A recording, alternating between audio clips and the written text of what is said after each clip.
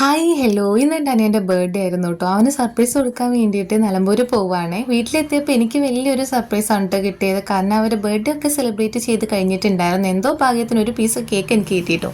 ആ ഒരു സങ്കടത്തിൽ മുട്ട പൊരിച്ചതും പയറുപ്പേരിയും കറിയൊക്കെ കൂടി ചോറിട്ട് കഴിച്ച് ടൗണിൽ പോകാൻ നിൽക്കുകയാണെങ്കിൽ കുറച്ച് സാധനം വാങ്ങാണ്ട് പോണ വഴിക്കാണ് കേട്ടോ ഈ ചെറിയൊരു പയ്യൻ ഇതാ പീഡിയ കച്ചവടമൊക്കെ ചെയ്യുന്നുണ്ട്. കണ്ടപ്പോൾ ഒരുപാട് സന്തോഷമായി. ഇങ്ങനെയൊക്കെ കാണുമ്പോൾ നമ്മളെങ്ങനെ പ്രോത്സാഹിപ്പിക്കാതിരിക്കുക. അപ്പോൾ എന്ത് ചെയ്തു, ഞാൻ കുറച്ച് മിഠായിയും ഇതാ മാങ്ങ ഉപ്പിലിട്ടതും ഒക്കെ വാങ്ങിച്ചേ. നല്ല ടേസ്റ്റ് ആയിരുന്നു കേട്ടോ.